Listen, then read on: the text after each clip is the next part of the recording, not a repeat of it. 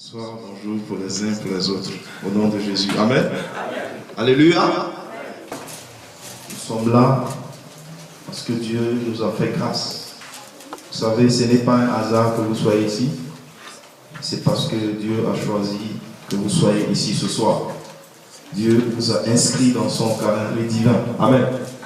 Et je suis sûr que c'est pour un objectif bien déterminé. Parce que la Bible dit que Dieu a tout fait pour un but. Même le méchant pour le jour du malheur.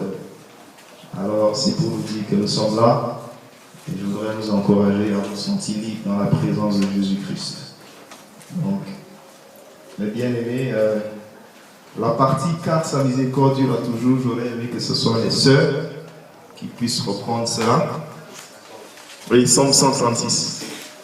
Ouais, pour ceux qui ont la version de 8 secondes.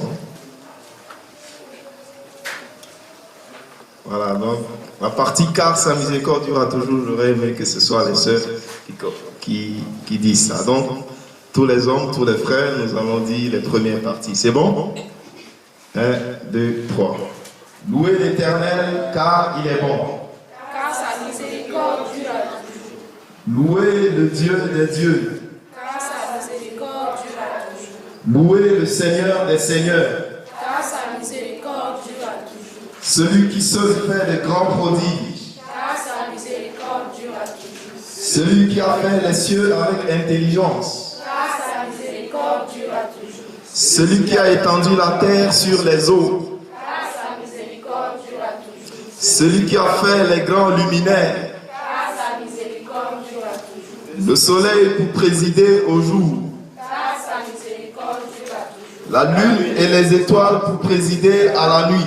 Car sa miséricorde dure à toujours. Celui qui frappa les Égyptiens dans leur premier-né Car sa miséricorde dure à toujours. et fit sortir Israël du milieu d'eux. Car sa miséricorde dure à toujours. À main forte et à bras étendus. Car sa miséricorde dure à toujours. Celui qui coupa en deux la mer rouge. Car sa miséricorde dure à toujours. Qui fit passer Israël au milieu d'elle. Car sa miséricorde dure à toujours. Et précipita Pharaon et son armée dans la mer rouge. Car sa miséricorde dure à toujours. Celui qui conduisit son peuple dans le désert. Car sa miséricorde dure à toujours. Celui qui frappa de grands rois. Car sa miséricorde dure à toujours. Qui tua des rois puissants. Car sa miséricorde dure à toujours. Sion, roi des Amoréens. Car sa miséricorde dure à toujours. Et Og, roi des Bassans. Car sa miséricorde dure à toujours. Et donna leur pays en héritage. Car sa miséricorde dure à toujours. En héritage à Israël son serviteur. Car sa miséricorde dure à toujours. Celui qui se souvint de nous quand nous étions humiliés. Car sa miséricorde dure à toujours. Et nous délivra de nos oppresseurs. Car sa miséricorde dure à toujours. Celui qui donne la nourriture à toute chair. Car sa miséricorde dure à toujours. Louez le Dieu des cieux. Car sa miséricorde dure à toujours. Louez le Dieu des cieux. Car sa miséricorde dure à toujours. Louez le Dieu des cieux. Car sa miséricorde dure à toujours. Louez le Dieu des cieux. Car sa miséricorde dure à toujours. Louez le Dieu des cieux. Car sa miséricorde dure à toujours. Est-ce que nous pouvons acclamer pour le roi des rois? Gloire à Dieu. Car sa miséricorde dure à toujours. N'eût été la miséricorde de Dieu, tu ne serais pas ici cet après-midi. Et Dieu t'a fait grâce. J'aimerais que tu regardes cela comme une faveur spéciale que Dieu t'a faite. Pas parce que tu es meilleur que quelqu'un, pas parce que tu as attiré l'attention de Dieu sur toi d'une manière spéciale, mais simplement par grâce, par faveur et par amour. Alléluia. Je t'invite à reconnaître cela au nom de Jésus-Christ. Nous allons chanter ce cœur qui dit « Tu es digne ». C'est un cœur qui est facile. Pendant que nous chantions, je voudrais vraiment que tu reconnaisses que Dieu est digne de recevoir l'honneur cet après-midi. Dieu est la personne la plus importante de nos vies. Amen. Et je voudrais que nous lui donnons la place qu'il lui faut. Je voudrais que nous respections sa grandeur et sa sainteté. Parce que la Bible dit qu'il est l'unique et le véritable. Il est le Dieu des dieux, le concepteur des nations, celui que nul homme n'a vu ni ne peut voir, celui qui détient la lumière inaccessible. Amen. Nous allons chanter. Je voudrais que tu adoptes la position que le Saint-Esprit va va t'inspirer, mais simplement je veux que ton cœur soit connecté au Seigneur ce soir. Amen. Je veux que ton cœur exprime des mots d'adoration, de louange à Jésus-Christ. Je veux que tu reconnaisses que sans lui, tu ne peux être ce que tu es. Je veux que tu reconnaisses que sans lui, le monde ne peut être sauvé. Amen. Tu es digne, Seigneur, tu es digne. Tu es digne de louange, tu es digne. Tu es digne aujourd'hui, tu es digne demain, tu es digne éternellement. Tu es digne, Seigneur, tu es digne. tu es digne, Tu es digne de louange, tu es digne. oh tu es digne.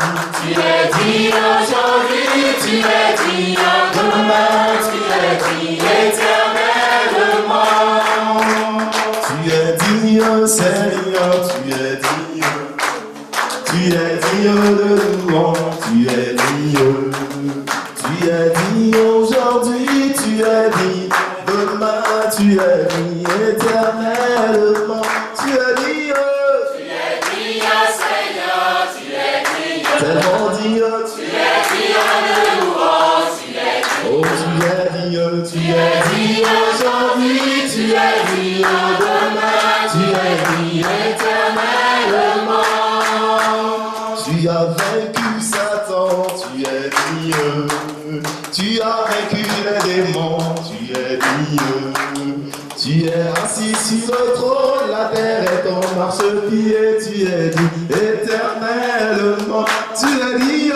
Tu es digne, Seigneur, tu es digne. Vraiment, tu es digne, tu es Tu es digne de louange, tu es digne. Père, tu es digne, tu Tu es es digne aujourd'hui, tu es digne demain, tu es digne éternellement. oh, aimant, aimant, aimant. Emmanuel est là. Oh, aimant, aimant, aimant. Emmanuel est là. Oh, Jésus, aimant, aimant, aimant. Emmanuel est là. Aimant, aimant, aimant. Emmanuel est là. L'autorité. Emmanuel est là. Tu nous as sauvés. Emmanuel est là. Aimant, aimant, aimant. Emmanuel est là. Oh, aimant, aimant, aimant. Emmanuel est là. Aimant, aimant. Emmanuel est là. Emmanuel est là. Emmanuel est là. Emmanuel est là. Emmanuel est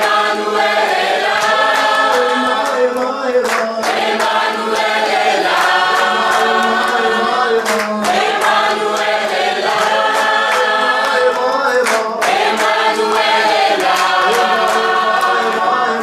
Emmanuel est là. Tu es digne, Seigneur, tu es digne. Tu es digne de louange, tu es digne. Tu es digne aujourd'hui, tu es digne demain, tu es digne éternellement. Tu es digne. Tu es digne, Seigneur, tu es digne. Tu es digne de louange, tu es digne. Tu es digne aujourd'hui, tu es digne demain, tu es digne éternellement. Emmanuel est là. Emmanuel est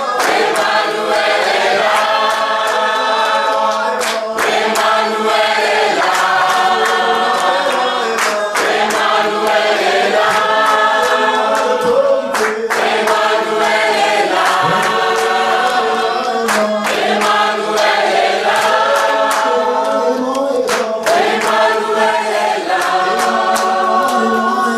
Emmanuel est là. Emmanuel est là. Emmanuel est là. Emmanuel est là. Emmanuel est là. Je voudrais que tu continues d'élever ta voix pour dire à Dieu qu'il est digne. Dis-lui merci pour la vie, la grâce que tu as donnée d'être là. Bénis-le pour les investissements que Dieu a fait dans ta vie. Si tu as les capacités que tu as, c'est parce que Dieu a fait des investissements en toi. Dieu a fait des opérations en toi. Et je veux que tu lui dises merci parce qu'il en est digne. Alléluia. Continuons de dire à Dieu merci. Continuons de lui dire qu'il est la personne la plus importante de nos vies. Oh, Seigneur Jésus, que tu n'as point de pareil. Père, nous voulons élever ton nom et célébrer ta faveur. Reconnaître ta puissance. Reconnaître, Seigneur, tout ce que tu as fait dans nos vies. Seigneur, que tu es merveilleux. Père, que tu es puissant. Père, que tu es redoutable. Tu n'as point de pareil. Ton nom est Jéhovah. Alléluia. Seigneur, gloire soit rendue à ta sainteté. Honneur, action de grâce soit rendue à ton nom puissant. Oh, Jésus-Christ, Jésus-Christ. Jésus-Christ, que ton nom soit élevé. Reçois nos hommages, oh, très Saint-Père. Reçois nos sacrifices. Reçois nos acclamations. Parce que tu es vivant. Parce que tu es puissant. Oh, Jésus-Christ, que ton nom soit élevé. Continuons de dire à Dieu merci pour la grâce qu'il nous donne de le connaître. Vous savez, Dieu avait fait une reproche au peuple d'Israël. Et il reprochait ceux qui étaient orgueilleux, qui étaient riches, ceux qui étaient arrogants, ceux qui se confiaient en eux-mêmes, en leur pouvoir. Il leur disait de ne pas se confier en eux-mêmes. Et il dit que le sage ne se confie pas dans sa sagesse, ni le riche dans sa richesse. Mais plutôt que vous puissiez être heureux de ce que vous me connaissiez. Amen. C'est important. Parce que la connaissance de Dieu, bien aimé, est la plus grande chose qui existe. Et même Proverbe 1,7 a dit que la crainte de l'Éternel, c'est le commencement de la science. Amen. C'est important. Je veux que tu dises à Dieu merci. Merci pour le sacrifice de Jésus. Merci de ce qu'il a accepté de venir mourir pour nous sur la croix de Golgotha. Merci pour cette grâce qu'il t'a fait de le connaître. Merci pour cette grâce qu'il te donne de le louer et de l'adorer. Combien de gens ne savent même pas ce que c'est que louer Dieu, adorer Dieu? Parce qu'ils ont grandi dans un système insensible, totalement insensible à Dieu. Je veux que tu dises à Dieu merci pour ça. Disons-lui encore merci au nom de Jésus-Christ. Merci Seigneur, parce que tu nous donnes l'occasion de te connaître dans le cœur. Seigneur, merci parce que tu nous donnes de te connaître comme le Seigneur, le Tout-Puissant, le Dieu fort, le Dieu riche, le Dieu incomparable. Oh Père, tu es magnifique. Je voudrais te dire cet après-midi que tu es magnifique en beauté, mon Père. Tu es magnifique en majesté, tu es magnifique en autorité. Jésus-Christ, que ton nom soit élevé. Bénissons le Seigneur bien-aimé pour tout ce qu'il fait pour sécuriser notre nation. Dieu protège notre nation jour et nuit. Malgré tout ce que nous traversons, la Bible dit rendez grâce en toutes choses à l'Éternel. J'aimerais que tu dises à Dieu merci infiniment pour tout ce qu'il fait dans notre nation, pour tout ce qu'il fait dans nos familles. Je sais qu'il y a des défis, des difficultés, mais toujours Dieu est au contrôle. Même la Bible a dit que Dieu maîtrise celui qui s'égare et qui fait égarer les autres. Amen. J'aimerais que tu puisses dire à Dieu merci de ce qu'il est au contrôle de toutes les circonstances, de ce qu'il est au contrôle des moments difficiles, de ce qu'il est au contrôle de tout ce qui arrive dans ta vie, dans ma vie, dans nos vies, dans nos familles, dans la nation. Qu'on commence à lui dire merci maintenant au nom de Jésus-Christ. Merci Seigneur de tout ce que tu veilles sur notre nation. Merci de tout ce que tu prends en charge pour choses, Père. De bien comme de mal, Seigneur, tu es au contrôle. Nous voulons te dire merci. Que ton nom soit élevé. Que ton nom soit célébré. Que ton nom soit élevé.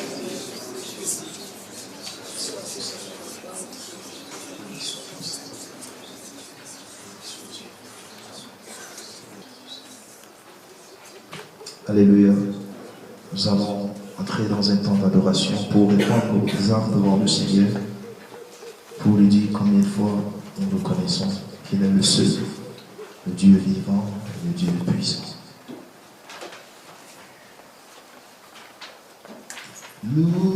Louange à l'agneau, louange à l'agneau, louange à l'agneau, louange à l'agneau, louange à l'agneau, disons louange à l'agneau.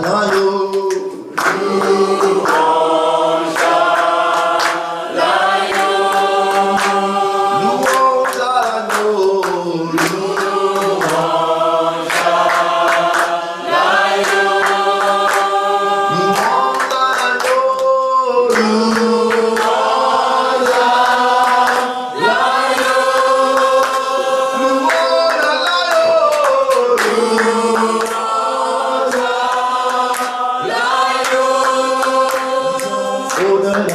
l'agneau.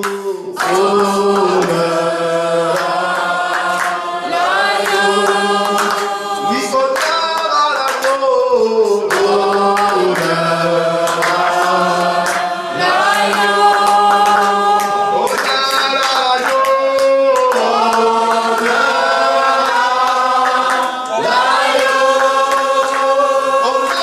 l'agneau.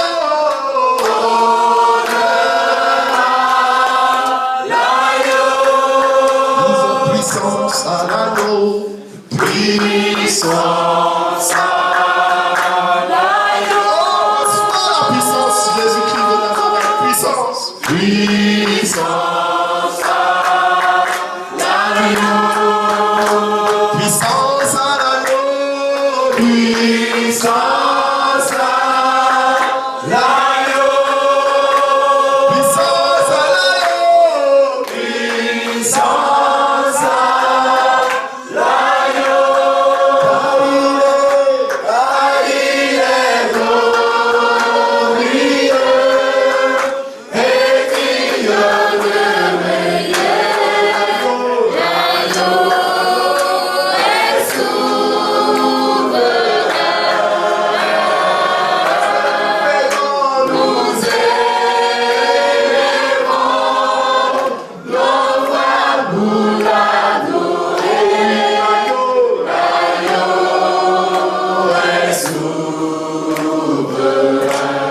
L'agneau est souverain. L'agneau est souverain.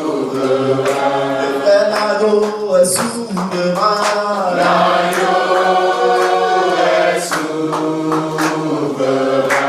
Oh, car il est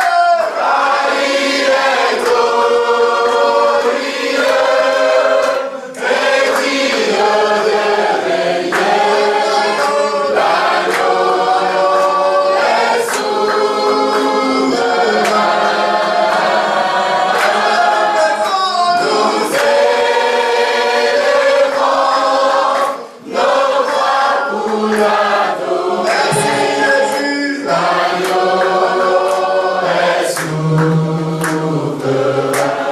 L'agneau est souverain. L'agneau est souverain. Dans ta famille, l'agneau est souverain. L'agneau est souverain.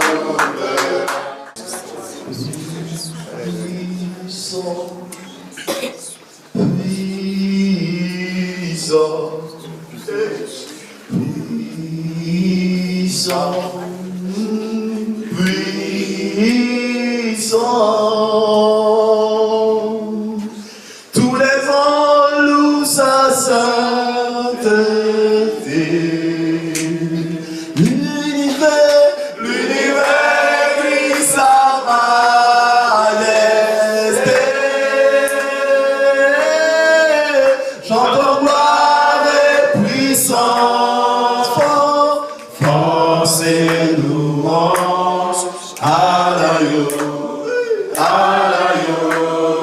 immolé, à l'agneau immolé, à l'agneau, oui mon Dieu, à l'agneau immolé, oh à l'agneau immolé, à l'agneau, mon Père, à l'agneau immolé, oh à l'agneau immolé, à l'agneau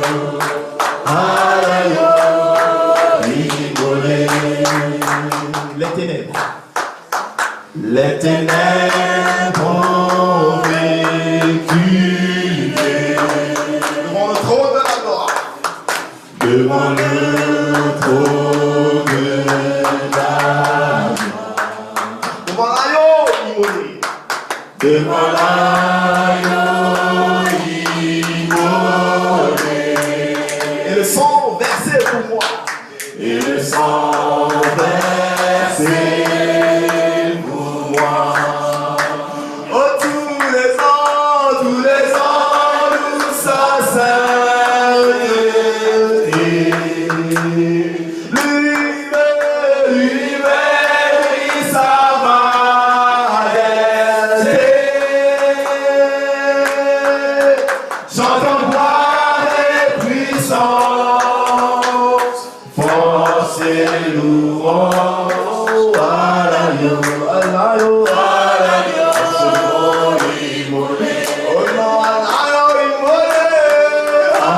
Oh Jésus, oh alayo imolé, mon Dieu, oh alayo imolé, merci, merci Jésus, oh non alayo imolé, mon Dieu, oh alayo imolé,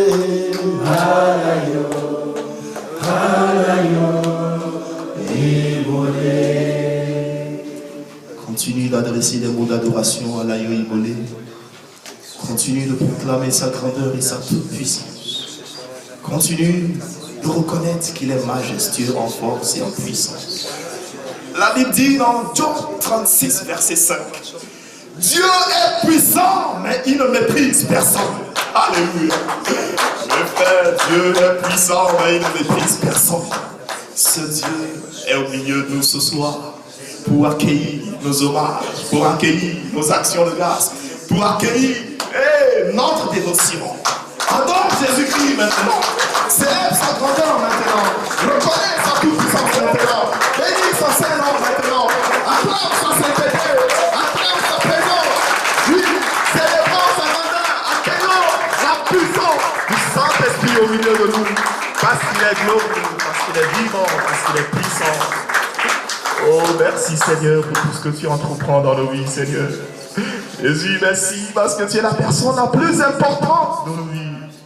Oh, Jésus-Christ, tu es merveilleux. Tu es magnifique en beauté, Père. Tu es magnifique en sainteté. Nul n'est semblable à toi.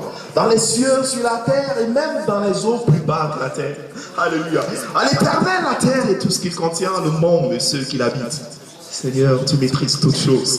Et il n'y a rien qui échappe à ton contrôle. Merci de ce que, Père, tu tiens l'actualité mondiale entre tes mains. La politique des nations repose sous ton pouvoir. En tes mains, Seigneur, sont les boucliers de la terre. Oh, et sur toi reposent les colonnes de l'univers. Alléluia. Seigneur, tu es merveilleux. Ton peuple est réuni cet après-midi dans ta présence pour te dire combien de fois tu es magnifique, pour te dire combien de fois tu es merveilleux, combien de fois tu es bien, tu es bien, tu es le meilleur. Tu es formidable, mon Père. Tu es redoutable. Et tu es tout puissant. Merci, Seigneur, parce qu'il n'y a point de Dieu qui soit semblable à toi. Il n'y a point, Seigneur, d'être redoutable et majestueux comme toi. Parce que tu es le Saint d'Israël, le redoutable administrateur des cieux et de la terre, le concepteur des nations, le Dieu à qui les peuples disent honneur et les nations disent action de grâce. Alléluia. Seigneur, que ton nom soit béni. Merci, Jésus-Christ. Nous invitons notre bien-aimé Nézi au fond de la salle de s'approcher pour dire nos hommages à Jésus-Christ. Frère Nézi, viens présenter nos hommages au Seigneur.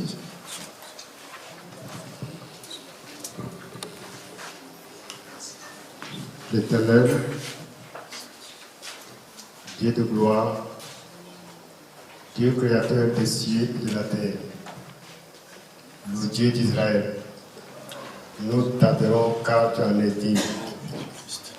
Jésus de Nazareth, tu as été frappé à cause de nous. Jésus de Nazareth, tu as été percé sur la croix à cause de nous. Nous t'adorons car tu es Dieu. Père, au nom de Jésus de Nazareth, reçois le cri d'adoration qui vient de monter vers toi.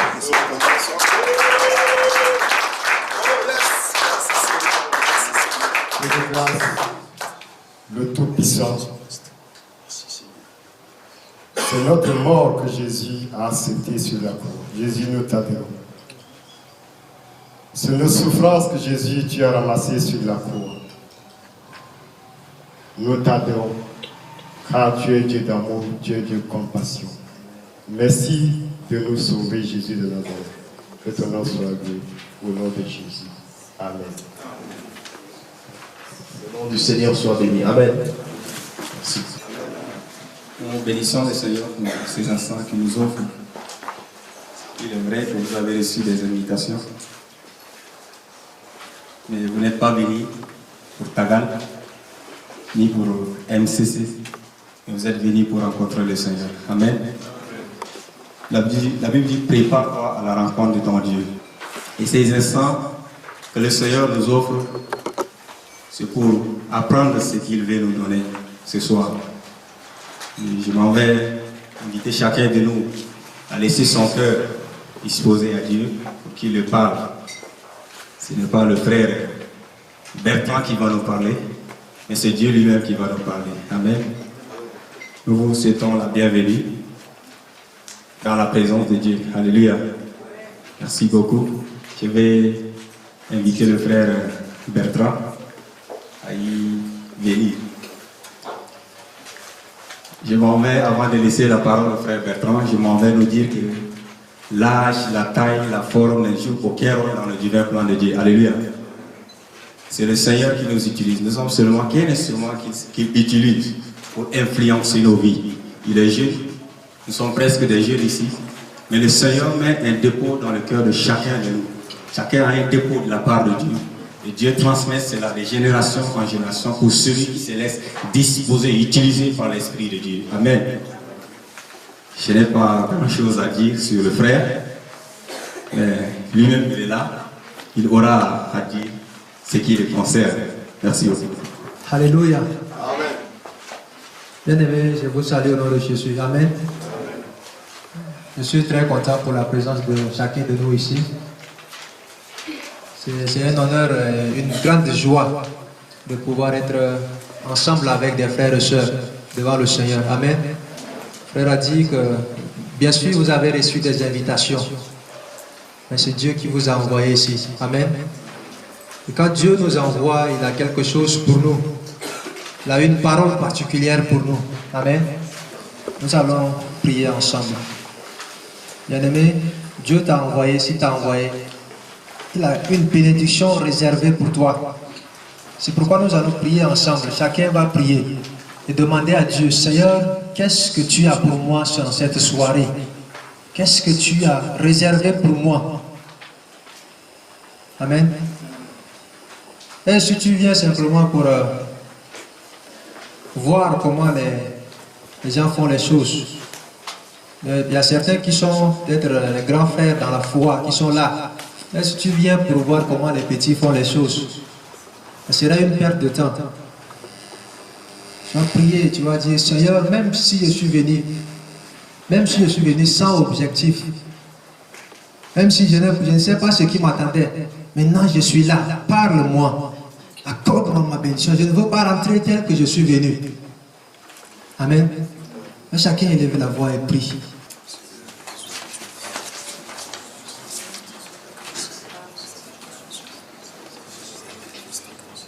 Quand Jésus a accompli le miracle, il y a un groupe qui était venu, il est venu pour voir le miracle. Il y a un groupe qui est venu, il a dit, nous voulons voir Jésus. Je ne sais pas pour la raison pour laquelle tu es venu. Moi, je suis venu pour voir Jésus. Je suis venu pour voir Christ. Il a dit, Seigneur, je voudrais te voir dans cette soirée au nom de Jésus. Peut-être que tu as participé à des programmes plusieurs fois. Et tu vas dire, Seigneur, ce soir, je veux quelque chose de nouveau.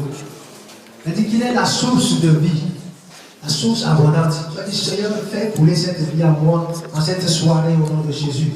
Prie à Dieu. Seigneur, je viens à toi. Je ne suis pas venu à MCC. Je ne suis pas venu à une personne. Mais je suis venu à toi qui est la source de vie. Remplis-moi de cette source. Abreuve-moi à cette source au nom de Jésus. Nous sommes dans la prière. Parle à Dieu afin qu'il puisse t'accorder ta bénédiction. Source de vie, source de vie, mon sauveur bénis-moi. Oh oui, source de vie, source de vie, source de vie, mon sauveur bénis. Nous disons ce terme, c'est plus moi mais Christ. Pourquoi plus moi? Quelqu'un peut se poser cette question.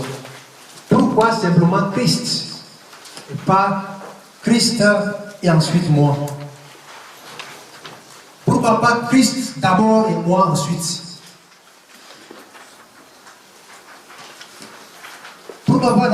pourquoi nous ne disons pas Christ en premier et moi ensuite. Parce que la tendance est de pouvoir, la vie chrétienne, c'est ceci. J'ai ma vie à moi, je mène comme je veux. Et j'utilise cela de temps en temps pour faire le travail de Dieu. Voilà ce que nous avons tendance à croire. Dans la vie chrétienne, j'ai ma vie propre à moi et je la vis moi-même. Et ensuite, j'utilise ça de temps en temps pour faire le travail de Dieu avec. Ou bien je vis ma propre vie. Et de temps en temps, je consulte Dieu pour les conseils. Voilà ce que nous avons tendance à croire de la vie chrétienne. Mais ce soir, nous disons plus moi, mais Christ. Pourquoi cela? Et quelle est la vraie définition de la vie chrétienne? Parce que la vraie définition de la vie chrétienne, c'est ceci. Christ vivant sa vie en moi. Amen. Christ vivant sa vie en moi. Pas que j'ai ma vie, Christ est à part et moi j'ai ma vie à part. Et j'essaie de prendre un peu les conseils de Christ pour vivre bien avec. Non, la vie chrétienne, c'est ceci. Christ vivant sa vie en moi. Amen. Christ vivant sa propre vie en moi. C'est la raison pour laquelle nous disons plus moi mais Christ. Ainsi, quand nous proclamons plus moi mais Christ, est-ce que nous sommes en train d'être ambitieux? Non. Est-ce que nous sommes en train d'aller au plus haut niveau? Non. Nous sommes simplement en train d'être basiques. Amen. Basique. Plus moi mais Christ. Parce que la seule vie que Dieu a destinée à l'homme de porter, c'est la vie de Christ. Amen. C'est la vie de Christ. Dieu n'a pas créé l'homme pour porter deux vies en lui. Eh bien, ce genre de chrétienté ne peut pas marcher. La vie de chrétienté qui m'a est celle-là que Christ qui vit sa vie en toi. Et c'est ce genre de vie que Dieu sponsorise. C'est ce genre de vie que Dieu bénit. Amen. Parce que c'est la vie que Dieu a destiné l'homme de porter depuis le jardin d'Éden. Depuis le jardin d'Éden. Christ est la seule vie approuvée de Dieu. Il faut établir ces concepts d'abord avant de continuer. Christ est la seule vie approuvée de Dieu. Bien aimé, quand Christ était sorti de l'eau, qu'est-ce qui s'est passé lors du baptême? Il dit, le ciel s'est ouvert. Et une voix s'est entendue, dit, celui-ci est mon fils bien-aimé en qui j'ai mis toute ma confiance. À qui Dieu a dit cela encore? Personne d'autre. À Jésus-Christ seul. Donc la vie de Christ est la seule vie approuvée de Dieu. Amen. C'est le seul ticket d'entrée dans le royaume si je ne l'ai pas encore ajouté. Amen. Donc si nous disons plus moi mais Christ, nous sommes juste en train de retourner en arrière. Nous sommes juste en train de retourner à l'origine. Mais nous sommes juste en train de retourner à la base. Plus moi mais Christ. Ce que nous voulons, notre objectif ici c'est quoi? C'est-à-dire plus nous mais Christ en ce lieu. C'est-à-dire que si quelqu'un, si nous prenons MCC, nous voulons que dans MCC, ce soit plus nous, mais Christ. Et si quelqu'un doit se tenir ici pour enseigner, que ce soit plus lui qui enseigne, mais Christ qui enseigne. Amen. Si quelqu'un doit se tenir ici pour conduire la louange, que ce soit plus lui qui conduit la louange, mais Christ qui conduit la louange. Mais où? En lui. Amen. Est-ce que tu es choriste à l'église? Ce que nous voulons proclamer ici, qu'en te tenant à l'église pour conduire la louange, ce ne soit plus toi qui conduis la louange, mais ce soit Christ qui conduit la louange. Est-ce que tu es le président du groupe des jeunes? Ce ne soit plus toi qui dirige ce groupe, mais ce soit Christ qui dirige ce groupe par toi. Amen. Voilà ce que nous proclamons ici. Plus nous, plus toi, peut-être tu es dans la GA, ce soit plus toi dans la GA, mais Christ dans la GA. Plus toi à l'école, mais Christ à l'école, mais où? En toi. C'est ce que Dieu veut, c'est ça la volonté de Dieu. Dieu veut aller à l'école, mais en toi. Amen. Même au terrain, quand tu es au terrain, ce soit plus toi au terrain. Et pour ceux qui jouent le foot, mais ce soit Christ, mais qui joue le foot en toi. Amen. Voilà ce que nous proclamons ce soir. Quand Dieu créa l'homme dans le jardin d'Éden, il n'était pas juste en train de créer l'homme pour le plaisir de créer. Il n'était pas juste en train de créer une autre créature additionnelle parce qu'il a déjà fini de créer les autres animaux, tout cela. Et il a créé l'homme. Il n'était pas juste en train de créer encore une créature simplement comme ça. Bien pour décorer la terre avec. Non. Il était en train de créer l'homme pour un but précis. Et quel est ce but? Pour que l'homme puisse porter la vie de Christ sur terre. Amen. Pour que l'homme puisse porter sa vie sur terre. Que l'homme soit comme un conteneur qui porte Dieu en lui. Soit comme une vase. Nous avons l'habitude de proclamer vase d'honneur, vase d'honneur. Oui, Dieu veut que nous soyons simplement des vases qui portent Christ, mais où? Sur la terre. Amen. Bien aimé, si nous ne connaissons pas pourquoi l'homme a été créé, si nous ne connaissons pas pourquoi Dieu a créé l'homme, quel est l'objectif dans la création de l'homme, nous n'allons pas vivre correctement comme Dieu le demande. Nous n'allons pas vivre correctement comme Dieu attend de nous. Amen. Et bien aimé, si l'homme est devenu ce qu'il est aujourd'hui, c'est parce que l'homme s'est écarté de ce plan que Dieu a établi pour lui. Alléluia. Parce que l'homme s'est écarté du plan originel de Dieu. Il s'est lui-même privé de la gloire. Dans Romains 3, 23, il dit, car tous ont péché et sont privés de la gloire de Dieu. L'homme lui-même s'est privé de la gloire de Dieu. Ce plan merveilleux que Dieu a établi pour l'homme, l'homme lui-même s'est privé de cela en tombant dans le péché. Amen. Et chacun a l'exemplaire ici. Soyez simplement attentifs avec moi.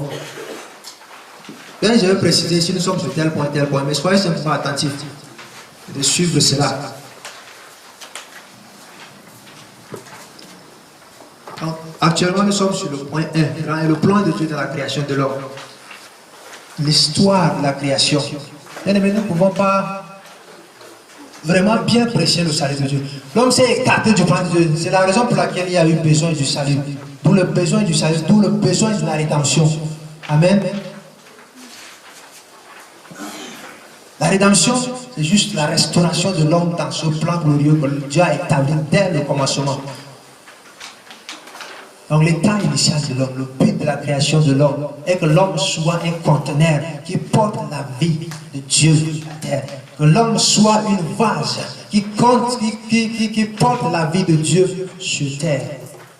Nous allons voir cela, la preuve, dans Genèse chapitre 1, le verset 25 à 28.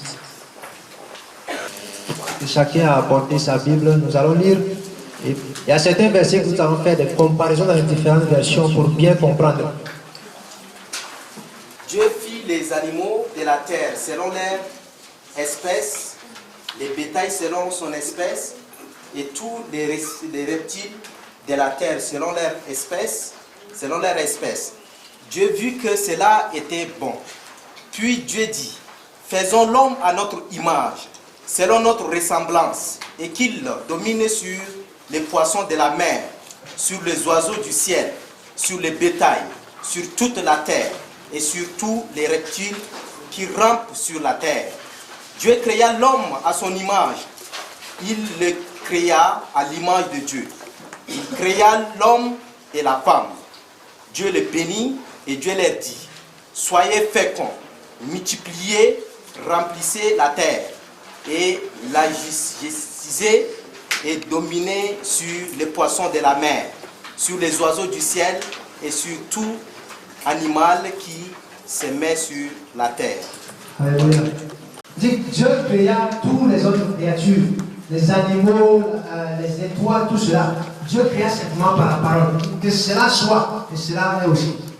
Hein? Pas simplement par la parole. On dit que les animaux soient, les animaux apparaissent. Il a tout créé par la parole. Il dit, arrivé sur l'homme, il dit, faisons. Amen. Il dit, arrivé sur l'homme, faisons. Il dit, faisons. Bien aimé, la création de l'homme n'est pas au hasard. C'est un plan que Dieu a pris au sérieux. Il dit, faisons. Toutes choses. Vous voyez la lune, le soleil, tout cela. Il a fait simplement par sa parole. Mais quand il est arrivé sur l'homme, il dit, faisons. C'est lui-même personnellement dedans. Amen. Il dit, faisons comment? Faisons l'homme comment? Hein? Faisons l'homme à notre image, à notre ressemblance. Amen. Il dit, faisons l'homme à notre image, à notre ressemblance. Et nous allons nous poser la question ici, quelle est donc l'image de Dieu? Nous ouvrons 2 Corinthiens 4, le verset 4. L'image de Dieu. 2 Corinthiens, le chapitre 4, le verset 4. Pour les incrédules dont le Dieu de ce siècle. Tu commences à partir du verset 3 par moi. verset 3. Si notre évangile est encore voilé, il est voilé pour ceux qui périssent, pour les incrédules dont le Dieu de ces siècles a aveuglé l'intelligence, afin qu'ils ne vissent pas briller la splendeur de l'évangile de la gloire de Christ, qui est l'image de Dieu. Le Christ qui est l'image de Dieu. Quelle est l'image de Dieu? Il dit Christ qui est quoi? L'image de Dieu. Colossiens 1, verset 15. Colossiens 1, 15. Le Christ est l'image visible de Dieu invisible. Le Christ est quoi? Est l'image visible du Dieu invisible. Amen. Il est le Fils premier-né, supérieur à tout ce qui a été créé. Amen. Il dit le Christ est l'image visible du Dieu invisible. Amen. Le Christ est l'image visible du Dieu invisible. Donc nous voyons ici que quand Dieu dit faisons l'homme à notre image, nous voyons un peu ce que ça signifie. Nous allons lire encore notre verset. Hébreux chapitre 1, le verset 1 à 3. Ce Fils qui est le rayonnement de sa gloire Soutient toutes choses par sa parole puissante. Après avoir accompli la purification des péchés, il s'est assis à la droite de la majesté divine dans les lieux très hauts. On dit, autrefois Dieu a parlé aux ancêtres par les prophètes et il leur a parlé souvent et de mille manières. Maintenant, en ces jours qui sont les derniers, Dieu nous a parlé par son Fils. C'est par ce Fils qu'il a créé le monde et c'est lui que Dieu a choisi pour entrer en possession de toutes choses. Toute la gloire de Dieu brille sur lui. C'est la version parole de vie. Il dit, ce Fils est vraiment ce que Dieu est. Amen. Il dit, ce Fils est vraiment ce que Dieu est. Et sa parole puissante soutient le monde. Ce Fils est vraiment ce que Dieu est. Vous voyez comment la Bible a été de mettre cela. Il dit, est vraiment ce que Dieu est. n'est pas seulement ce que Dieu est, mais il dit est vraiment ce que Dieu est. Le frère qui a la version français courant, est-ce que tu peux nous aider à lire le verset 3? Le Fils reflète la splendeur et la gloire divine. Il est la représentation exacte Amen. de Dieu est. Il est comment? La représentation exacte. Exact.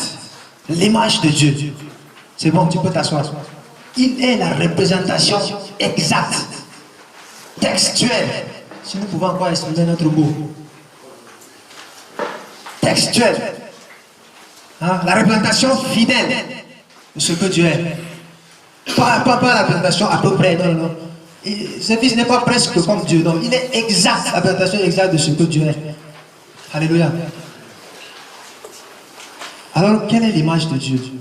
Quelqu'un peut nous aider maintenant à répondre? Quand Dieu dit, faisons l'homme à notre image, à notre ressemblance. Maintenant, quelle est cette image? Oui, le frère à quoi? C'est Jésus. Amen. C'est Jésus. L'image de Dieu, c'est Jésus. Donc, quand Dieu dit, faisons l'homme à notre image, qu'il soit vraiment comme nous. Autrement dit, Dieu a de dire, faisons l'homme comme Christ. Amen. Autrement dit, faisons l'homme comme Christ, qu'il soit vraiment comme Christ. Alléluia.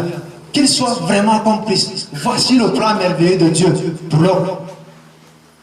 Que l'homme soit comme Christ. Ainsi, en regardant sur la terre, Dieu ne veut voir rien d'autre que Christ sur la terre. Parce qu'il dit, multipliez-vous et remplissez la terre. Et qu'est-ce que Dieu est en train de demander de multiplier ici? La vie de Christ. Qu'il y ait des Christ, qu'il y ait des gens comme Christ, qui sont exactement comme Christ, partout sur la terre. Imaginons un peu cela. Qu'il y ait des gens comme Christ partout dans cette nation. Dans cette nation, le Tchad. Quand tu pars au nord, tu trouves des gens exactement comme Christ. Quand tu pars au sud, tu trouves des gens exactement comme Christ. Quand tu viens au centre, tu trouves des gens exactement comme de l'est à l'ouest. Imaginez un peu la vie dans cette nation. Hein? C'est exactement comme Christ. Est-ce qu'il est possible encore d'avoir des guerres civiles? Est-ce qu'il est encore possible d'avoir des guerres civiles? On est ensemble, vous ne me répondez pas? Est-ce qu'il est encore possible d'avoir des guerres civiles? Non. Est-ce qu'il est encore possible d'avoir des conflits agriculteurs-éleveurs? Non. Parce qu'il y a des êtres exactement comme Christ partout dans cette nation. Est-ce qu'il y aura encore des problèmes dans les foyers? Non. Parce que dans les foyers, c'est des gens comme Christ. Est-ce qu'il y aura encore, est-ce qu'on parlera encore de divorce? Non, parce que ces gens, le mari est comme Christ, la femme est comme Christ. Alléluia. Voici le plan que Dieu a établi dès le début, dès le commencement. Maintenant, la question que nous allons nous poser, pourquoi donc nous vivons ce que nous vivons maintenant? La question qui doit venir naturellement dans notre pensée, pourquoi donc cette situation maintenant? Pourquoi l'état que nous vivons maintenant? Si l'homme est créé à l'image de Dieu, si l'homme qui est créé à l'image de Dieu, pourquoi est-il devenu si méchant? Genre, l'homme est créé à l'image de Dieu. Parfois, on me demande si réellement l'homme est créé à l'image de Dieu, pourquoi encore est-il si méchant? Ah, parce que quelque chose s'est passé. Quelque chose s'est passé. Il y a eu un accident. Il y a eu un accident qui a séparé l'homme de ce plan. Et quel est cet accident? Le péché. Amen. Le péché. Nous arrivons donc sur le deuxième plan, sur le deuxième point. L'homme tombe dans le péché et s'écarte du plan de Dieu. Tombe dans le péché et s'écarte du plan de Dieu. La Bible dit, Romains 3, 23, car tous ont péché et sont privés de la gloire de Dieu. Tous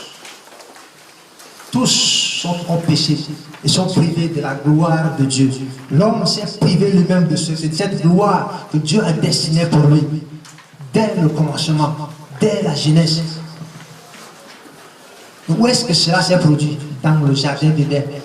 Nous allons voir ce qui s'est produit là-bas. Quelqu'un nous ouvre Genèse chapitre 2, le verset 15. Jusqu'à 16. Il est écrit, le Seigneur Dieu prit l'homme et l'établit dans le jardin d'Éden pour le cultiver et le garder.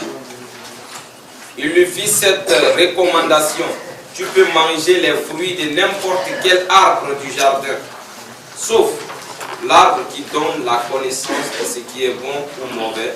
Le jour où tu en mangeras, tu mourras. Le jour où tu en mangeras, tu mourras. Genèse 3, le verset 1 à 11.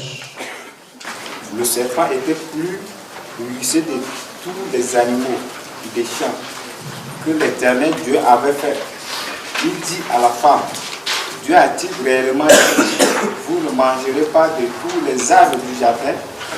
La femme répondit au serpent, nous mangeons du fruit des arbres du jardin, mais quant au fruit de l'arbre qui est au milieu du jardin, Dieu a dit, vous n'en mangerez point et vous n'y toucherez point, de peur que vous ne mouriez. Alors le serpent dit à la femme, vous ne mourrez point, mais Dieu sait que le jour où vous en mangerez, vos yeux s'ouvriront et que vous serez comme des dieux connaissant le bien et le mal. La femme vit que l'arbre était bon à manger et agréable à la vue, et qu'il était précieux pour ouvrir l'intelligence. Elle prit de son fruit et en mangea, et elle en donna aussi à son mari qui était auprès d'elle, et il en mangea. Les yeux de l'un et de l'autre s'ouvrirent, ils connurent qu'ils étaient nus, ayant conçu des feuilles de figures. Ils s'enfuirent les ceintures. Alors, il entendit la voix de l'Éternel Dieu qui parcourait le jardin vers le soir. Et l'homme et sa femme se cachaient loin de la face de l'Éternel Dieu, au milieu des arbres du jardin. Mais l'Éternel Dieu appela l'homme et lui dit, où es-tu? Il répondit, j'ai entendu ta voix dans le jardin et j'ai eu peur parce que je suis nu et je me suis caché.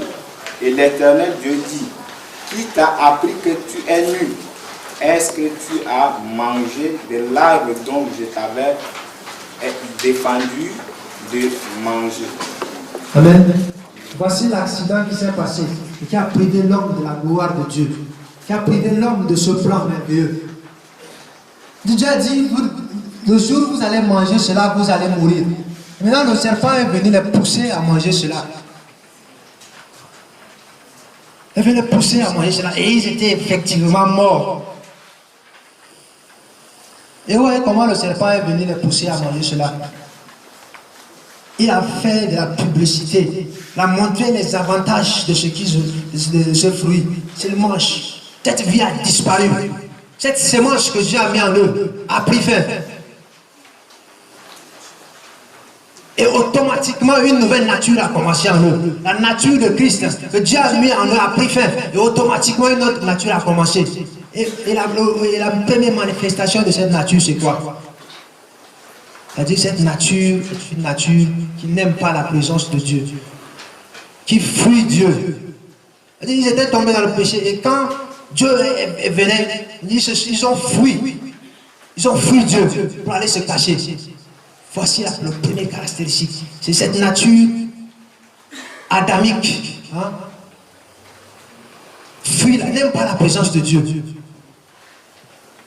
N'aime pas la présence de Dieu. Parce que Dieu est venu, il a dit, Adam, où es-tu? Cela veut dire qu'il y a une place où Dieu a l'habitude de trouver Adam avant. Et il était venu, cette fois-ci, Adam n'était pas là. Il dit, Adam, où es-tu? J'ai écouté ta voix. Ah, mais j'ai eu peur de toi. Et je me suis caché. Laisse-moi tranquille. J'ai écouté ta voix. C'est pas parce que je n'ai pas écouté ta voix. J'ai écouté ta voix. Mais j'ai eu peur et je me suis caché. Et Dieu a dit, est-ce que tu as mangé ce fruit? C'est la femme. C'est la femme toi-même tu as mis à côté de moi. Vous voyez, quand Dieu a créé la femme et qu'il a amené à l'homme, Dieu n'a rien dit encore. Mais il a dit, l'homme a dit quoi? Voici cette fois-ci la chair de ma chair et l'os de mes os. Dieu n'a encore rien dit. Hein? Lui, il a déjà dit cela. Mais maintenant, quand il y a problème, cette nature est entrée. Dieu dit, est-ce que tu as mangé? La femme que c'est toi, après toi, c'est toi qui m'as donné cette femme. Ah, une vie d'accusation. Il n'accepte pas de faute. C'est toi qui l'as mis à mes côtés. C'est de ta faute. Autrement, il est en train de dire à Dieu, c'est de ta faute. Mais quand je vois quelqu'un qui a commis une faute et qui refuse d'accepter, il dit non, c'est cette nature qui est en train de se manifester. N'accepte jamais de faute. Tu es dans un groupe avec les autres, quand tout marche bien, vous êtes tous ensemble. Quand il y a une faute, c'est eux. Ah, c'est pas moi, c'est eux qui ont fait cela. C'est pas de ma faute. C'est cette nature qui se manifeste comme ça. Alléluia. Et Dieu dit, va voir maintenant c'est la femme. Il dit la femme, pourquoi tu as fait ça? Ah, pardon, c'est le serpent. Dieu avait dit à l'homme, multiplier vous et remplacer la terre. C'était cette vie originelle que Dieu a demandé de multiplier. Mais l'homme n'avait pas encore commencé à multiplier cela quand le péché est arrivé. Maintenant, c'est cette nature du péché que Adam a commencé à multiplier sur la terre. Malheureusement, c'est cette nature que nous avons eue. C'est cette nature de péché qu'Adam a transmis à toute l'humanité par le biais de la reproduction. Cette nature du péché. C'est pourquoi quand nous disons tous les hommes sont créés à l'image de Dieu, tous les hommes sont créés, non, c'est faux. L'homme créé à l'image de Dieu est mort depuis Genèse 3. C'est faux, c'est une erreur. Et nous devons changer cela. L'homme créé à l'image de Dieu est mort depuis Genèse 3. Maintenant, l'homme ne naît plus directement à l'image de Dieu. Il naît dans le péché. Il naît avec la nature du péché. Il naît avec cette nature adamique que Adam a transmise.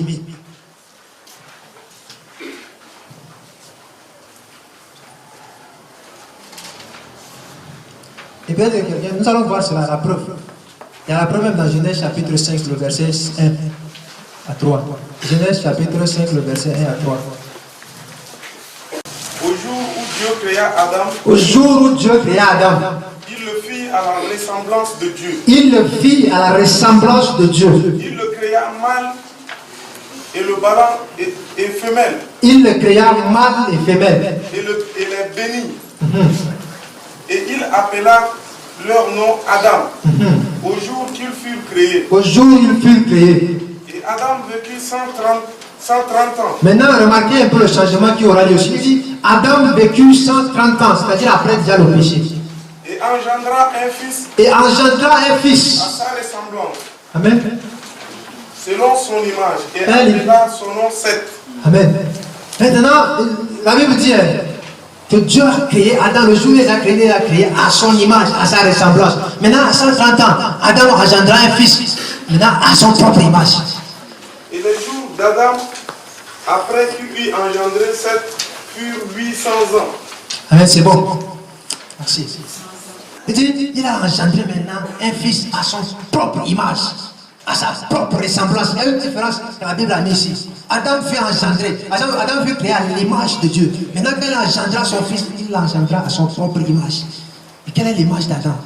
Après le péché, c'est cette nature de péché. Cette nature de péché. À 130 ans après le péché, à son propre image, l'image du péché. Alléluia. L'image du péché.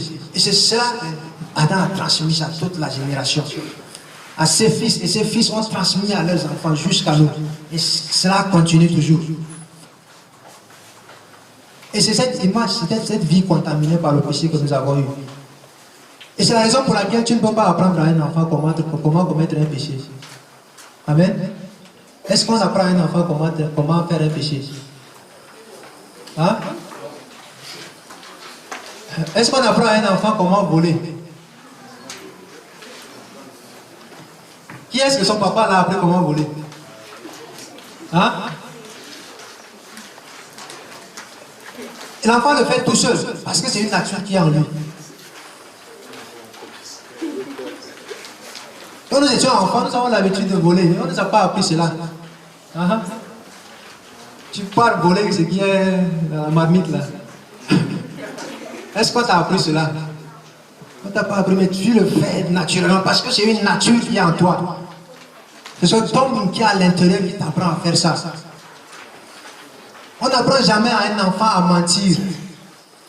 L'enfant le fait tout seul. Parce que c'est une nature qu'il a héritée dès sa naissance. Il naît dans ça. On n'apprend jamais un enfant à être égoïste. Ou bien à être vantard. On a fait quelque chose pour énerver l'enfant. Il va s'énerver, il va se jeter, tomber. Envoyer un enfant se mettre en colère, il dit, ah, qui a appris ça? Tu dis comme ça, là, tu fais colère comme ça. Cette colère-là, il a appris ça où? C'est une nature qui a appris ça. Et cela se manifeste naturellement. Le péché est donc devenu une nature intégrante de l'homme. Somme 51, le verset 7. Somme 51, le verset 7. Voici, je suis né dans l'iniquité. Il dit, voici, je suis né dans l'iniquité. Amen. Et ma mère m'a connu dans le péché. Et ma mère m'a conçu dans le péché. Je suis né dans l'iniquité et ma mère m'a conçu dans le péché. Simple. On n'a même pas besoin de faire commentaire encore sur ça. Bien aimé, on n'est pas directement chrétien. Hein? On est pécheur. Tout ton, même si ta mère est chrétienne, ton père est chrétien, ton père est pasteur, ta mère est diaconesse, tu nais dans le péché. Alléluia. Elle dit, elle était conçue dans l'iniquité. Dès le ventre de ma mère, je sors dans le péché. Et bien aimé, laissez-moi nous dire quelque chose. L'éducation, ce n'est pas l'éducation qui peut changer cela. L'éducation ne peut pas changer cela. Hein? Parfois, on voit des gens faire certaines choses parce qu'ils n'ont pas été à l'école. Non. C'est une nature. Je crois que quand quelqu'un est instruit, il sera plus mieux. C'est pas vrai. C'est une nature qui produit. Regardez. Parfois, l'éducation aide même l'homme à devenir plus sophistiqué dans le péché. Simplement ça. À devenir plus sophistiqué dans le péché. Ah, le bandit au quartier qui n'a pas été à l'école, il vole. Le gars qui a fait l'école, il vole l'argent du trésor. C'est pas la même chose. Hein? Ils ne sont pas tous deux des voleurs. La même chose. Seulement que l'éducation, lui, l'a aidé à voler d'une manière sophistiquée. Amen. La même chose. L'éducation ne peut pas changer cela. Et bien aimé encore, les conférences débats ne peuvent pas changer cela. Hein? Les conférences débats ne peuvent pas amener l'homme, ne peuvent pas empêcher l'homme de commettre le péché qui est en lui, de produire le péché qui est en lui. Il y a des conférences débats par-ci, des exposés par-là. Bien aimé, ne peuvent pas empêcher l'homme de produire le péché qui est en lui. Ne peuvent pas empêcher l'homme de produire, par exemple, la haine qui est en lui. Ne peut pas empêcher l'homme de produire peut-être, de tuer. La division, les viols. Les conférences de ne peuvent pas arrêter cela parce que c'est une nature qui produit cela. Les campagnes de sensibilisation ne peuvent rien faire. Les campagnes de sensibilisation ne peuvent pas amener l'homme à être bon. Sinon, depuis longtemps, on aura déjà changé. La situation a déjà changé. Combien de conférences on a eu? Combien de sensibilisations on a eu? Cela ne peut pas amener l'homme à être bon. Ils sont incapables de faire cela. Eux-mêmes, la science ne peut amener aucun changement. L'évangéliste Regardon qui avait dit que même la science a besoin d'être aidée. Hein? La politique, même les campagnes de sensibilisation, elles-mêmes ont besoin d'être sensibilisées encore. Ils sont incapables. La philosophie ne peut rien changer en cela. Donc on va chercher la philosophie peut-être pour amener des solutions. Mais la philosophie est incapable d'amener du changement. Amen. La religion non plus ne peut changer cela. Peut-être que cela va choquer certains. La religion ne peut pas changer cela. Amen. La religion ne peut pas changer cela. Pourquoi? Parce que c'est une nature. Une nature. Et cette nature est corrompue au-delà de toute réparation. Cette nature corrompue au-delà de tout, tu ne peux rien faire pour le changer. La seule solution est de pouvoir l'enlever. L'ôter. C'est la seule solution. Et c'est pourquoi Christ est venu. Amen. C'est pourquoi Christ est venu. Parce que c'était la seule solution. Enlever cette nature. Ôter. C'est pourquoi quand il était venu, Jean-Baptiste lui a rendu témoignage. Il a dit, voici l'agneau de Dieu qui fait quoi? Qui ôte le péché du monde. Alléluia. Voici l'agneau de Dieu qui ôte le péché au singulier. Le péché, pas les péchés. L'agneau de Dieu qui enlève le péché du monde. Le péché, c'est-à-dire le péché personnifié. Le péché en tant que nature. Il est venu enlever cela. La raison pour laquelle il s'est venu. Voici l'agneau de Dieu qui ôte le péché du monde. Et donc, ce n'est que quand on vient à Jésus qu'on obtient solution. Hein? Ce n'est que quand on vient à Jésus qu'on obtient libération de cette nature. Cette nature du péché, cette nature du mal. Et donc, aussi longtemps qu'un homme ne vient pas à Christ, à la croix, il demeure dans les ténèbres, parce que cette nature est encore en lui. Aussi longtemps qu'un homme ne rencontre pas Christ, il demeure dans cette ancienne nature. Et il n'y a rien que tu puisses faire pour l'empêcher de pécher. Rien. Parce que pour lui, c'est comme une loi qui agit en lui. Hein? Tu ne peux pas l'empêcher de commettre des péchés. C'est comme un objet qui est soumis à la loi de gravitation. Quand on jette un objet vers le haut, qu'est-ce qui va arriver? Hein? Il retombe, n'est-ce pas? Pourquoi il ne part pas carrément vers le haut? Hein? Il y a une force qui l'attire. Voici l'homme qui n'a pas rencontré Christ. Voici l'homme avec cette nature. C'est une loi qui agit en lui. Quel que soit ce que tu vas faire, quelle que soit la discipline que tu vas l'appliquer, il va toujours pécher. Il n'y a rien que tu puisses l'empêcher. Tu ne peux pas l'empêcher parce que c'est une loi. On dit quand on jette là, il tombe toujours. Tu lui donnes des conseils, tout. Il va toujours tomber. Il va toujours faire ce qu'il faisait. Alléluia. Parce que c'est une loi qui agit. Et si tu veux que la pierre ne tombe pas, qu'est-ce qu'il faut faire? Il y a des scientifiques ici, non? Si tu ne veux pas que la pierre, là, quand tu jettes, ça ne tombe pas, là, qu'est-ce qu'il faut faire? Hein? Nico? Le frère original dit quelque chose ici. Il dit il faut le lancer au-delà de l'atmosphère terrestre. Pourquoi? C'est intéressant ce qu'il a dit de dire. Parce qu'au-delà de l'atmosphère terrestre, il n'y a pas la force de gravitation. Amen. Mais il faut avoir la force pour lancer jusqu'à là-bas. Donc tout ce qu'il faut faire, il faut supprimer cette force de gravitation. N'est-ce pas? Et là, les scientifiques le font au laboratoire, les expériences. Ils créent un local où il n'y a pas la force de gravitation. Force de gravitation égale 0. Alors, ils mettent les objets, ils flottent seulement en l'air. Donc pour empêcher l'homme de commettre le péché, il faut supprimer cette loi qui est la nature du péché. Et c'est pourquoi Christ est venu. La seule personne qui pouvait supprimer cela, c'est Christ. Alléluia. Et voici l'agneau de Dieu qui enlève le péché du monde. Tu ne peux pas demander à un cochon d'être propre. Ou bien? Pourquoi? Ah, parce qu'il est comme ça. C'est sa nature comme ça. Tu vas demander, il faut être propre. Il ne connaît pas ce qu'on appelle propre.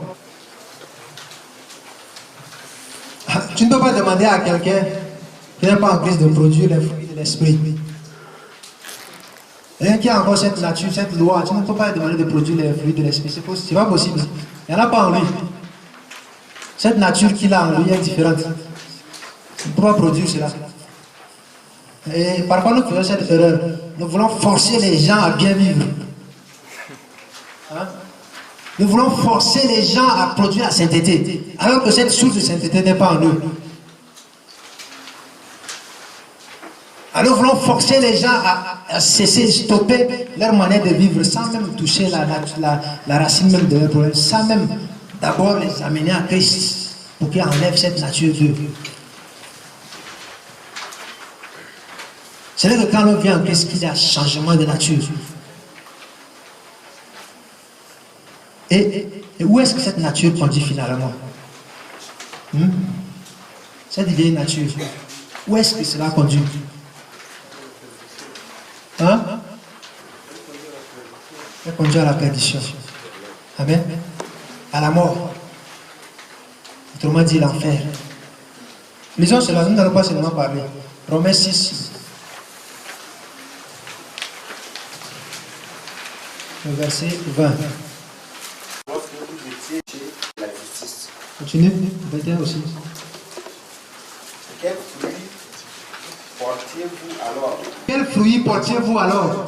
Le fruit dont vous jouissez aujourd'hui, car la fin de ces choses, c'est la mort. La fin de ces choses, c'est quoi? C'est la mort. Car la fin de ces choses, c'est la mort. Lisons encore Romains chapitre 8, le verset 6 à 8. Et l'affection de la chair, c'est la mort. Encore, dit l'affection de la chair, c'est quoi? C'est la mort. Tandis que l'affection de l'esprit, c'est la vie. Tandis que l'affection de l'esprit, c'est la vie. Car l'affection de la chair est inimitié contre Dieu. Il dit l'affection de la chair est inimitié contre Dieu. Parce qu'elle ne soumet pas à la loi de Dieu. Parce qu'elle ne se soumet pas à la loi de Dieu. Et qu'elle ne peut même pas. Il dit elle ne peut même pas d'ailleurs. Or, ceux qui vivent selon la chair ne sauraient plaire à Dieu. Ceux qui vivent selon la chair ne sauraient plaire à Dieu. Il dit l'affection de la chair, c'est la mort. Parce qu'il ne se soumet pas à la loi de Dieu. Et d'ailleurs, il ne peut même pas se soumettre à la loi. Il est incapable. Et c'est ce que nous avons dit tout à l'heure. Il est incapable de se soumettre à Dieu. Et il dit ceux qui vivent ainsi ne peuvent jamais plaire à Dieu. Il dit l'affection de la chair, c'est être ennemi de Dieu. Amen. Bien aimé, français courant. J'aimerais que quelqu'un nous lise dans français courant encore. Ses préoccupations préoccuper des désirs de sa propre nature Se préoccuper des désirs de sa propre nature mène à la mort. mène à la mort. Mais se préoccuper des désirs de l'esprit Mais se préoccuper des désirs de l'esprit saint mène à la vie. mène à la vie. Oui, non, continuez un peu encore. Mène à la paix. Ceux qui sont dominés par les préoccupations de leur propre nature sont ennemis de Dieu. Ils ne se soumettent pas à la loi de Dieu. Ils ne le peuvent même pas. Ceux qui dépendent de leur propre nature ne peuvent pas plaire à Dieu. Ce verset nous dit que ceux qui sont dominés par les désirs de la chair sont ennemis de Dieu. Comment tu peux être à la fois ennemi de Dieu et enfant de Dieu? Comment est-ce qu'on peut être à la fois ennemi et enfant de Dieu? C'est pas possible. C'est pas possible.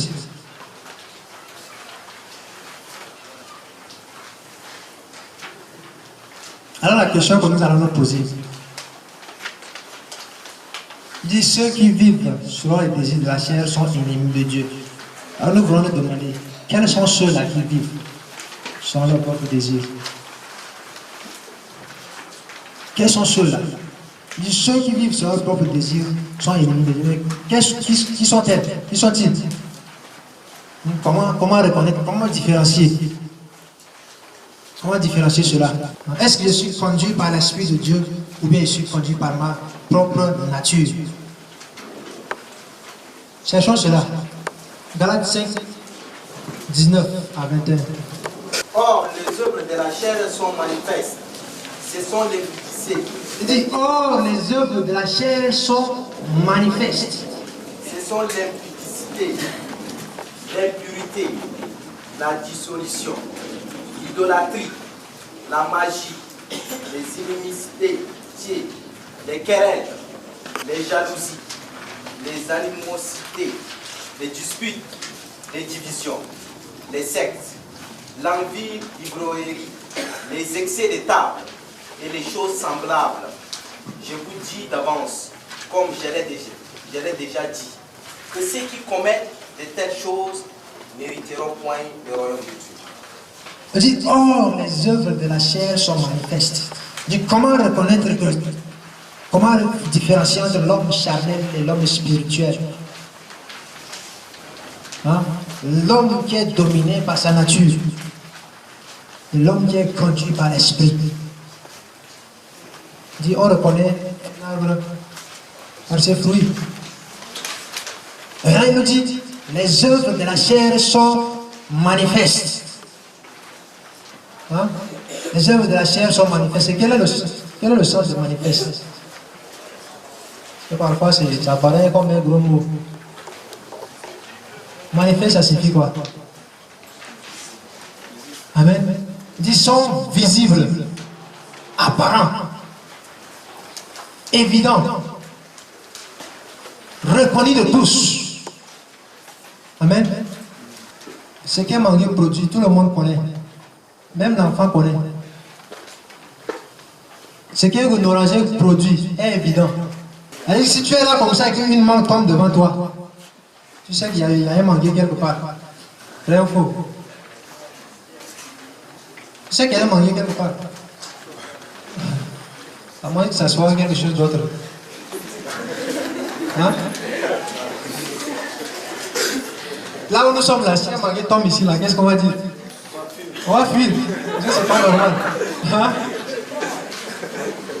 Ce qui veut dire que la présence, même s'il y a un seul fruit de la chair, quelque part, c'est-à-dire la nature de la chair est là, bien active. Tu peux dire tout ce que tu veux, il n'y a pas de problème. Mais la vérité est que cette nature est là.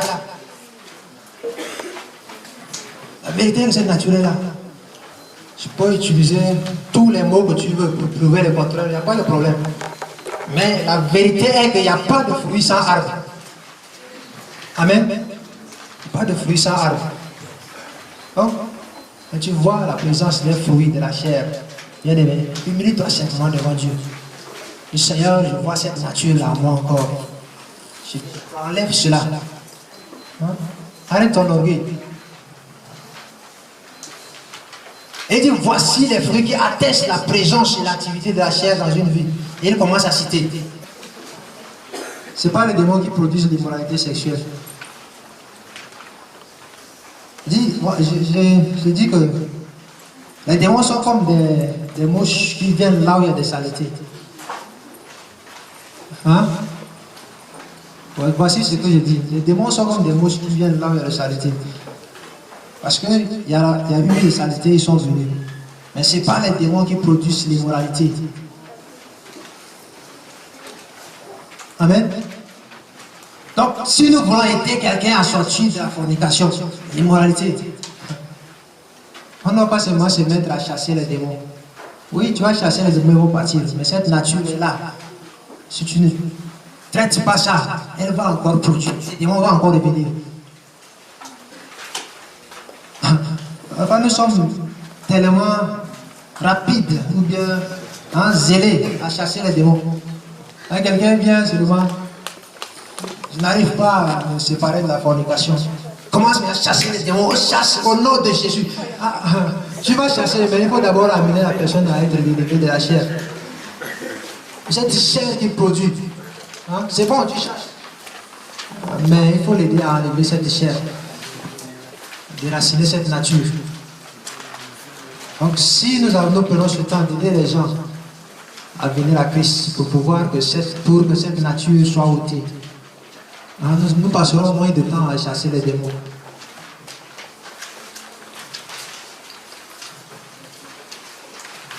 Et quelqu'un qui dit, moi là, je peux tout arrêter, mais la fornication là, je ne peux pas arrêter. Hein? Je dis, mon ami, donne ta vie à Jésus. Ne me dis pas que tu es chrétien. Tu n'arrives pas à te maîtriser. Donne ta vie à Jésus, il te rendra libre. Tu es chrétien, tu ne peux pas arrêter à forniquer. Tu es chrétien. Le mot chrétien veut dire comme Christ, n'est-ce pas? Et je ne sais pas quel Christ qui est un fornicateur. Donne ta vie à Jésus, il te rendra libre, il te donnera du repos. Amen.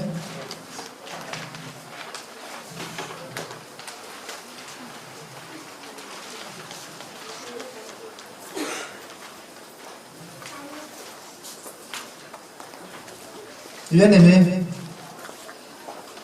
ça va ouvrir ces parenthèses pour dire quelque chose.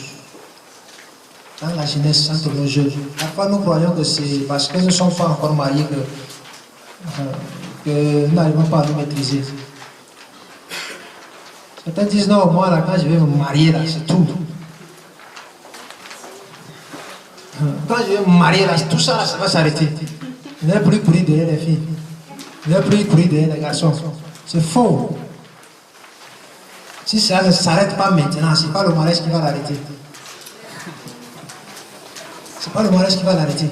Parce que c'est une question de nature. Le mariage est incapable d'arrêter cela. Et la preuve, si le mariage pouvait arrêter cela, nous voyons, il n'est pas capable. Un homme qui a une très belle femme à la maison et qui court derrière encore une autre fille dehors. Pourquoi? Pourquoi il n'a pas arrêté? C'est marié, donc pourquoi il n'a pas arrêté?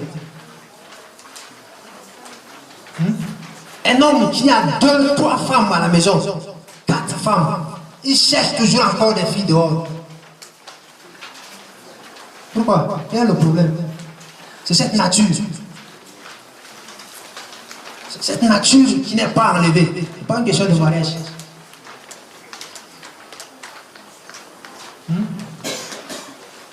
Une femme, dès qu'il y a un mari, tu vas dire peut-être que parce qu'il n'a pas un beau mari.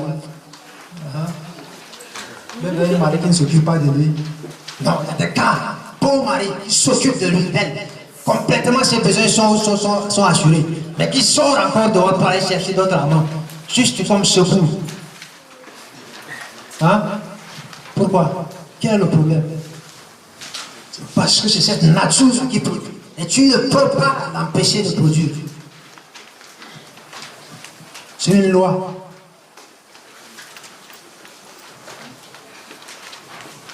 Et le Romains 6, que nous venons de lire, elle dit que la fin de ces choses, c'est la mort. C'est ce que nous ne voulons pas souvent écouter.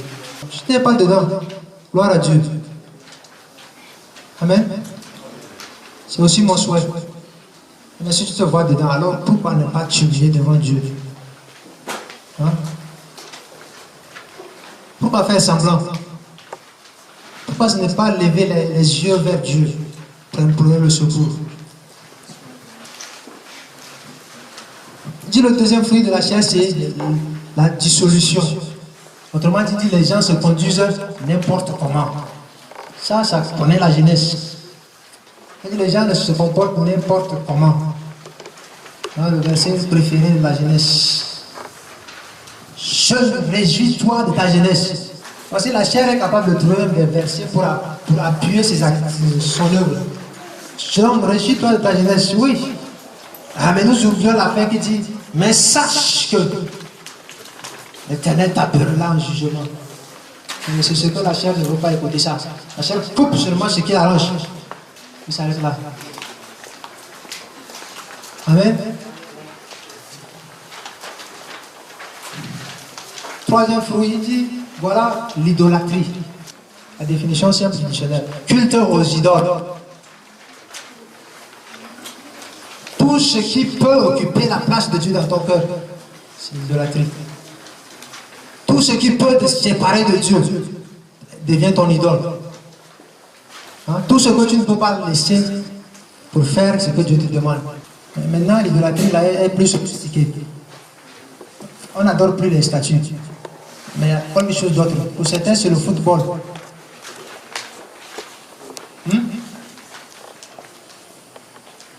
Certains, c'est le football.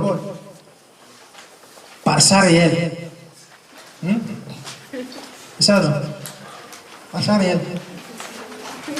Il préfère rater son moment de prière que de rater son match de Barça. C'est une idolâtrie. Hein? C'est une idolâtrie. Si il y a match de Barça à 17h, tu mets ta réunion de prière à 17h, tu ne vas pas le voir là. Amen. Tu ne vas pas le voir. Même si je dis que Jésus va venir aujourd'hui, il ne va pas venir. Hein? C'est de l'idolâtrie. Très bien, merci beaucoup mon frère. Il dit, c'est pour certains, c'est les séries. Novelas. Hein? Il faut passer toute la journée devant Novelas. Mais pour prier avec Dieu, pour prier Dieu, pour communier avec Dieu, il n'a pas de temps. Il préfère rater son moment de méditation que de rater sa série. C'est de l'idolâtrie sophistiquée. Et la Bible dit que ceux qui vivent ainsi sont ennemis de Dieu. Hein? Suivre les désirs de la chair, c'est être ennemi de Dieu. Pour d'autres, c'est le petit ami. Hein? Pour d'autres, c'est le petit ami qui devient idole. On peut passer 2 jours sans parler à Dieu. Mais même pas 30 minutes sans parler à son petit ami. Hein? Quand il a son moment de prière et que son petit ami l'appelle, Jésus, tu m'attends d'abord. Cette personne a pris la place de Dieu dans ton cœur. La Bible dit que ceux qui se conduisent ainsi sont ennemis de Dieu. C'est que c'est idolâtrie. Hein? Même ton fiancé, même ta fiancée, quand il occupe la place de Dieu dans ton cœur, il devient ton idole. Hein? Il occupe ton moment au point où tu n'arrives même plus à prier comme avant. Au point où tu n'arrives même plus à méditer comme avant. Sache que cette personne est déjà devenue ton idole. Il a occupé la place de Dieu. Arrange cela. Pour d'autres, ce sont les jeux. PlayStation, c'est ça, non? Les jeux. Et quand il vient pour prier, il est pressé de finir pour aller faire le jeu. Hein? Ça, c'est les garçons. Ça, les filles ne sont pas dedans. C'est les garçons. Si tu viens pour le séparer de son jeu, tu as un problème avec lui. Parce que c'est son idole. Il ne veut pas se séparer de cela. Il occupe tout son temps. Il ne pense même plus à Dieu. Mais ces choses en elles-mêmes ne sont pas mauvaises. Mais quand elles occupent la place de Dieu dans ton cœur, elles deviennent ton idole. Et c'est là, la Bible dit que c'est le fruit de la chair. Celui qui a un village, son idole, c'est une statue. Et pourtant, ton idole, c'est le PlayStation. C'est la même chose. Ton idole, là, toi, il est sophistiqué. Quatre fruits, on dit c'est la magie, la sorcellerie. Donc ça, tout le monde est d'accord. C'est un fruit de la chair. C'est ça, non? Ça, tout le monde est d'accord. Là, il dit, si le sorcier ne se répand pas, il va aller en enfer. Tout le monde sera d'accord. Parce que tout le monde est convaincu que le sorcier est le plus mauvais de la société. Hein? Mais quand je dis le fornicateur, s'il ne se répand pas, il va aller en enfer. Il dit, va doucement. Je ne comprends pas pourquoi. Parce que ce que nous venons de lire, la Bible les a placés dans le même panier. C'est le même homme qui produit cela. C'est le même arbre qui produit cela. Dans le dictionnaire de Dieu, il n'y a pas de différence entre le fornicateur et le sorcier. Ils sont pareils. Hein? Ils sont pareils. Là, je me rappelle d'un enseignement que j'ai suivi. Le gars dit il est parti quelque part. Dans un groupe de réunion des jeunes. Les jeunes ont demandé de prier avec eux. J'ai prié pour que les sorciers, c'est au village, les sorciers puissent mourir. Hein? Et le gars dit, bon d'accord, il n'y a pas de problème, on va prier pour que les sorciers meurent. Mais aussi on va prier pour que tous les fornicateurs meurent. Il dit, non, pas comme ça. Pourquoi? C'est la même chose. Pas de différence. L'autre fruit encore de la chair dit les inimitiés ou encore la haine. La haine. C'est étonnant de voir des gens qui se réclament chrétiens et qui entretiennent encore la haine dans leur cœur. C'est étonnant. Tu me diras, je suis sauvé, je suis chrétien. Il n'y a pas de problème. Mais Paul dit que ceux qui commettent telles choses n'hériteront pas le royaume des cieux. Mais telles choses parmi lesquelles la haine. Et Jean 2, le verset 9 dit, celui qui dit qu'il est dans la lumière, et qu'il est son frère, il est quoi? Il est encore dans les ténèbres. Tu es chrétien, tu dis que tu te dis chrétien. Et Paul a même bien dit ça, il a même bien mis. Il dit celui qui dit, non c'est plutôt Jean, il dit celui qui dit qu'il est dans la lumière, et qu'il est son frère, il dit, en réalité il est encore dans les ténèbres. Tu peux dire, oui, la réalité est que tu es encore dans les ténèbres. Amen. Celui qui a des oreilles, écoute cela. Les querelles, les disputes.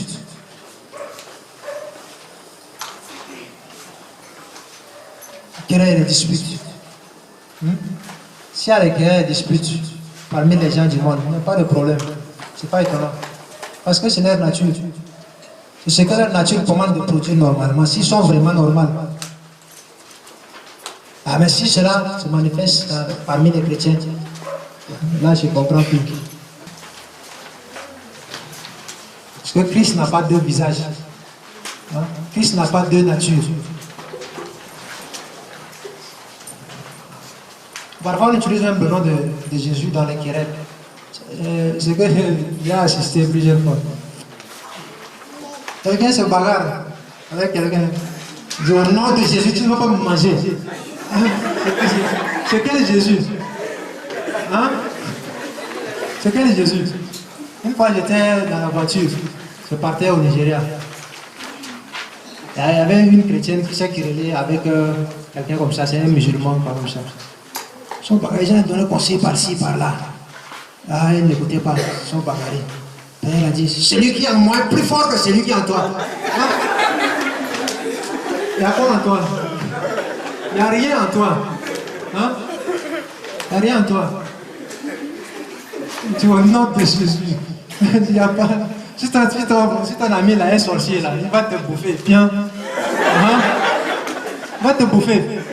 Parce qu'il n'y a rien en toi. Celui qui est en toi là, il est plus fort. Non, vous avez la même personne. Si tu dis celui qui est en toi est plus fort que celui qui est en lui. Non, non. Celui qui est en lui là, c'est celui là qui est en toi aussi. Ça appartient à la même personne.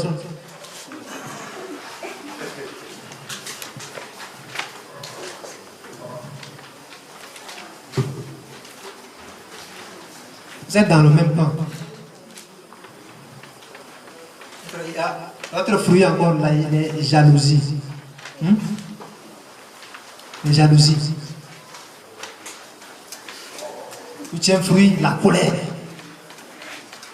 La colère. Parfois, nous pensons que la colère est normale quand c'est quelqu'un qui nous provoque. Nous pensons que la colère est normale quand la personne qui nous provoque a tort. Mais que si nous avons raison. La raison pour laquelle tu te mets en colère, elle veut dire que c'est un fruit de la chair. C'est un fruit de la chair. Elle m'a provoqué. Il m'a provoqué. Provoquer, là, ça veut dire quoi? C'est quelque chose qui était d'abord en toi et lui, il est venu seulement pousser cela dehors. Donc, tu te mets, quelle que soit la raison pour laquelle la personne t'a mis en colère, c'est-à-dire que il y avait d'abord la colère en toi. La personne est venue simplement pousser cela dehors. Il est seulement venu pousser cela dehors. Là, seulement appuyer un bouton. Hein? C'est comme nous avons les motos avec les systèmes d'alarme maintenant. Hein? Tu mets ton alarme et je viens toucher, ça commence à sonner. Est-ce que c'est moi qui ai mis la sonnerie dedans? Hein? La sonnerie était déjà dedans. Moi, je suis seulement appuyé. Ça a commencé à sonner. La même chose, la colère. La colère vient dedans. Le frère vient seulement appuyer. Et tu as commencé à produire cela. Comment a Dieu de te délivrer de ça?